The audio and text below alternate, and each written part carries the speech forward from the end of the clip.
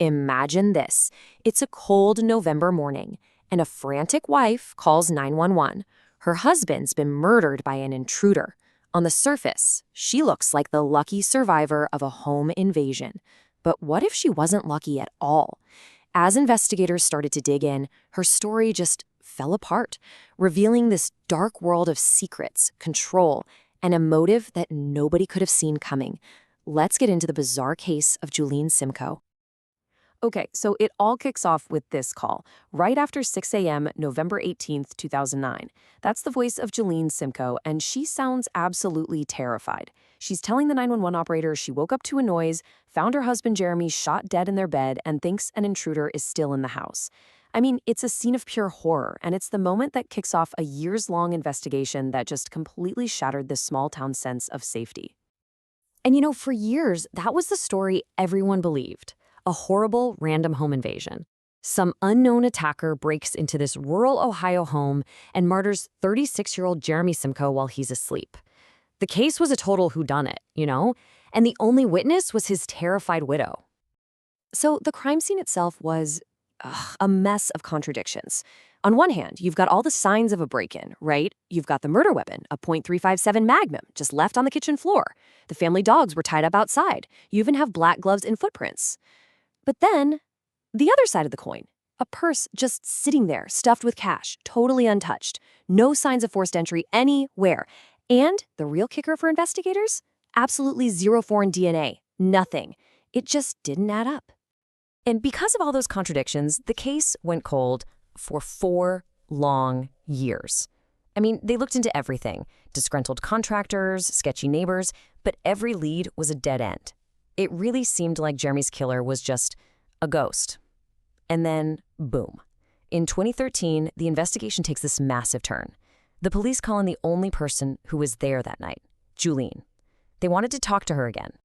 And this interview, this was the moment the entire case flipped on its head. The investigators weren't just there to, refresh her memory. No, they came prepared. They had spent 4 years quietly digging, and they were ready to pick her story apart, piece by piece. So, let's look at the first major crack in her story, how the intruder supposedly got in. Julene insisted they came through the back door, a door she said Jeremy locked every single night. But when investigators checked it out, they found zero trace of Jeremy's DNA or fingerprints on that lock. I mean, think about it. The door he supposedly secured every single night was completely clean. That was a huge red flag. Next up, the dogs. The couple had 5 of them.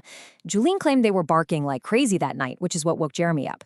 But when police talked to the neighbors, they heard a totally different story. They said, yeah, those dogs barked at everything. A car driving by, someone walking down the street, you name it. But on the night of the murder, total silence. So how does a violent intruder get past 5 loud dogs without a single one making a peep? And then you've got the guns, which is where her story gets even weirder. So Julene claims she touched Jeremy's blood, then grabbed her own 9mm pistol from the nightstand to fire off some warning shots. But forensics found no blood on her gun, not a drop. And even more damning, the .357 Magnum that was used to kill Jeremy had been wiped completely clean. No DNA, no gunshot residue. That suggests someone cleaned it after firing it at point-blank range. With all these inconsistencies piling up, you can imagine the investigators were getting suspicious. Investigator Rick Thomas eventually just put it to her directly, asking, "You can see where I'm coming from here, correct?" Her story wasn't just flawed, it was starting to sound physically impossible. And all these holes forced them to look beyond the what and the how of the crime and start asking the big question, why? And the answer they found, well, it would change everything. And this is where the case takes a turn from physical evidence and dives deep into the dark, twisted psychology of the Simco's marriage. So, as detectives were sorting through the couple's personal belongings, they stumbled upon something unusual. A 14-page handwritten document. It wasn't a will, it wasn't a business agreement, it was something that was about to reframe their entire relationship in a really disturbing way. Turns out, this document was a master-slave contract. It laid out this bizarre father-daughter dynamic where Julene had to be completely submissive to Jeremy in every part of her life. This discovery was already chilling, but it got even worse when investigators learned that Julene herself had been abused by her own father as a child. This wasn't just some weird, kinky agreement. It hinted at a deeply troubled relationship, maybe even a reenactment of her past trauma. And it seems this contract wasn't just on paper. Witnesses told police they'd seen Jeremy just berate Julene in public. She was almost never seen without him. And then they found a digital clue. Just 11 hours before Jeremy was shot, someone on their home computer searched for the obituary of Julene's abusive father. Suddenly, all these dark, twisted puzzle pieces started to click into place. Okay, so now with a possible motive, escaping this controlling relationship that was tangled up in her past trauma, investigators started putting together the final pieces of the puzzle that pointed directly at Julene. Get this, the day after her husband was murdered, Julene reports another break-in, and this time the home surveillance system mysteriously vanished. A contractor who came to repair a safe that was supposedly busted open later told police it looked almost like a setup, saying the damage just didn't look like a real burglary. So was this just a clumsy attempt to double down on her intruder story? Then came this chilling piece of testimony from an ER nurse who treated Julene right after the 911 call. The nurse swore she heard Julene mumble, "I shot my husband." When the nurse asked her to repeat it, she quickly corrected herself, saying, "My husband was shot." Was that just a simple mistake in a moment of unbelievable trauma? Or was it a Freudian slip?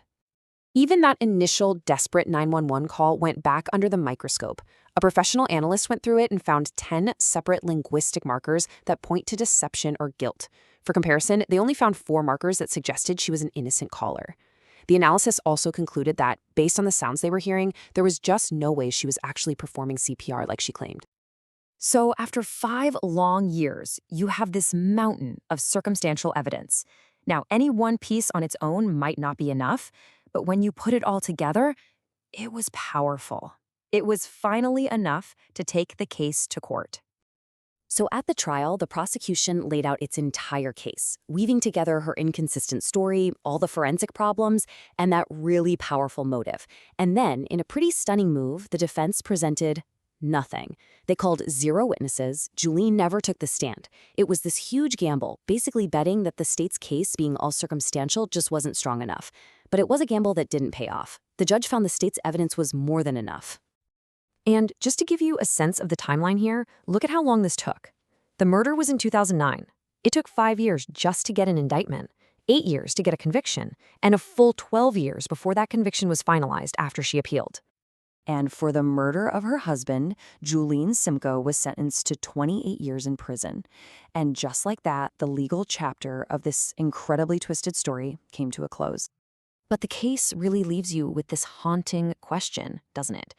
The court delivered its verdict based on the evidence, but the full truth of what was going on in her mind, well, that remains a mystery. So who was the real Julene Simco? Was she a tragic victim who was pushed past her breaking point? Or was she a manipulative killer from the very start who almost got away with the perfect lie?